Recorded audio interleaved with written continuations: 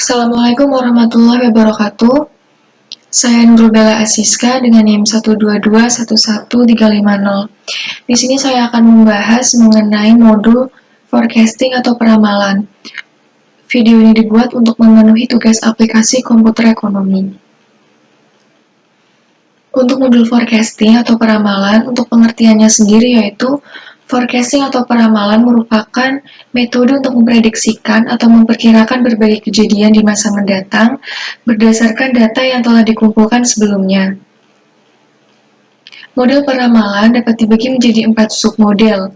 Model yang pertama adalah menggunakan data masa lalu secara runtut waktu atau time series, misalnya yaitu data penjualan, untuk memprediksi masa depan yaitu permintaan produk.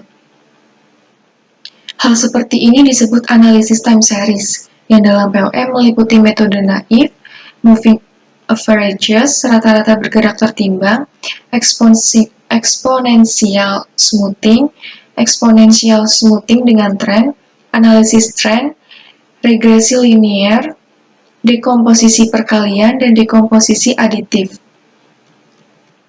Model kedua adalah untuk situasi di mana satu variabel, misalnya permintaan, adalah fungsi dari satu atau lebih variabel lain atau variabel bebas yang disebut dengan regresi sederhana, yaitu hanya satu variabel bebas, atau regresi berganda yaitu dengan variabel bebas lebih dari satu. Selanjutnya untuk model ketiga yang memungkinkan kita untuk menciptakan perkiraan, diberikan model regresi tertentu, dan model keempat yang memungkinkan kita untuk menghitung kesalahan, diberikan tuntutan dan perakiraan. Tujuannya yaitu untuk menghitung metode-metode peramalan formal yang dapat digunakan dalam meramal permintaan sebagai dasar bagi perencanaan dan pengambilan keputusan. Langkah-langkah penyelesaian masalah peramalan atau forecasting. Untuk yang pertama yaitu ada time series atau runtut waktu. Input analisis time series adalah serangkaian angka yang mewakili data melalui periode tertentu. Sedangkan hasilnya adalah selalu perkiraan untuk periode berikutnya. Hasil tambahan yang disajikan bervariasi sesuai dengan teknik yang dipilih. Untuk setiap teknik, output memiliki urutan perkiraan yang dibuat pada data masa lalu dan perkiraan untuk periode berikutnya. Dalam menggunakan analisis tren atau dekomposisi musiman, perkiraan dapat dibuat untuk lebih dari satu periode waktu ke depan. Misalkan kita memiliki data seperti yang diberikan dalam tabel berikut dan berharap untuk meramalkan permintaan untuk minggu ke-14 Februari dan mungkin 21 Februari, 28 Februari, dan sebagainya. Untuk tabelnya, kita bisa lihat di sini. Di sini ada minggu dan penjualan unit. Untuk tanggal 3 Januari yaitu 100 unit, 10 Januari 120 unit, 17 Januari 110 unit, untuk 24 Januari yaitu 105 unit, 31 Januari 110 unit, dan yang terakhir di sini ada 7 Februari 120 unit. Kerangka umum untuk meramalkan data diberikan dengan menunjukkan jumlah titik masa lalu. Contoh sebelumnya memiliki data masa lalu untuk periode 6 minggu, dan metode ini akan meramalkan periode atau minggu berikutnya, yaitu dengan periode 7 atau 14 Februari, yaitu periode selanjutnya. Untuk langkah-langkah penyelesaiannya, kita dapat membuka aplikasi POM-QM terlebih dahulu. Kemudian klik modul, selanjutnya pilih forecasting. Kita buka POM, selanjutnya modul. Di sini kita klik forecasting, klik new. Di sini kita bisa klik time series analysis.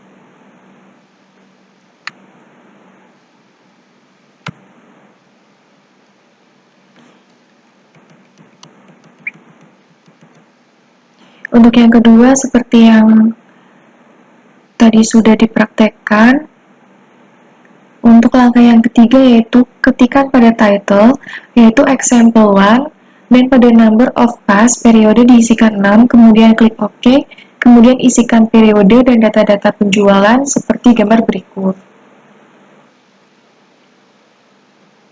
Untuk title-nya di sini kita bisa ubah menjadi example 1. Untuk number of past periodenya di sini kita ubah menjadi 6. Untuk selanjutnya kita bisa klik OK.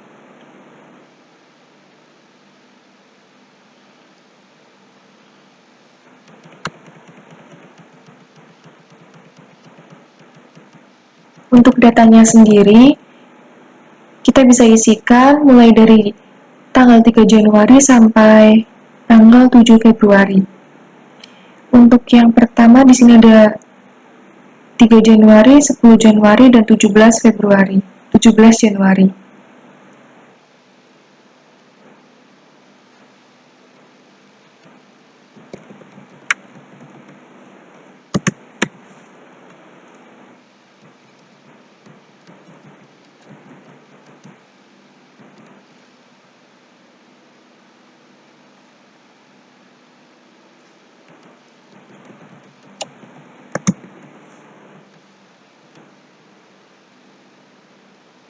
Selanjutnya itu tanggal 24 Januari, 31 Januari, dan 7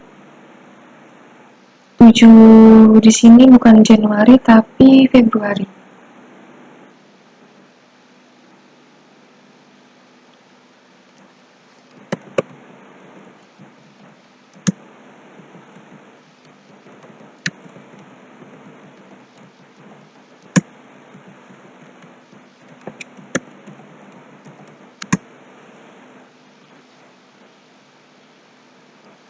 Untuk demand-nya, untuk 3 Januari yaitu 100, 10 Januari 120, dan 17 Januari yaitu 110.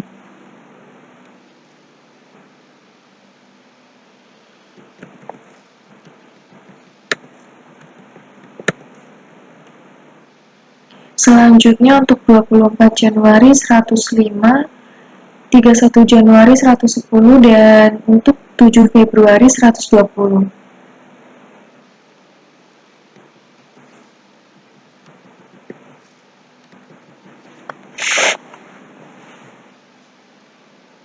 Untuk langkah selanjutnya, yaitu untuk contoh 1 yaitu naive method. Selanjutnya pilih metode naive method, kemudian klik solve hasilnya sebagai berikut. Di sini kita menggunakan metode naive method. Selanjutnya kita klik solve. Di sini akan muncul hasil seperti ini. Selanjutnya kita klik untuk grafiknya. Untuk grafiknya sendiri seperti ini.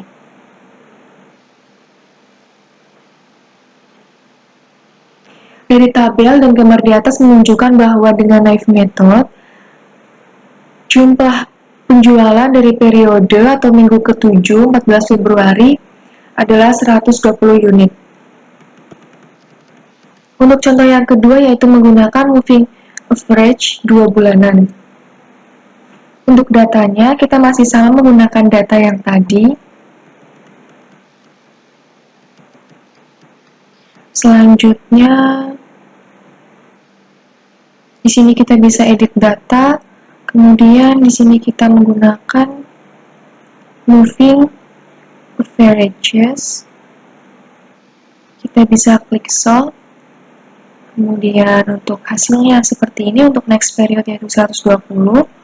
Dan untuk grafiknya sendiri hasilnya seperti ini.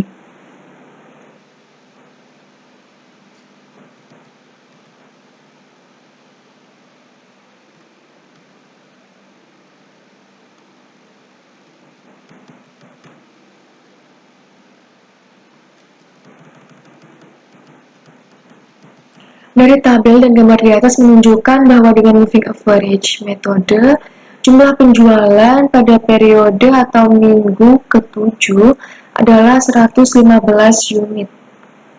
Di sini kita bisa lihat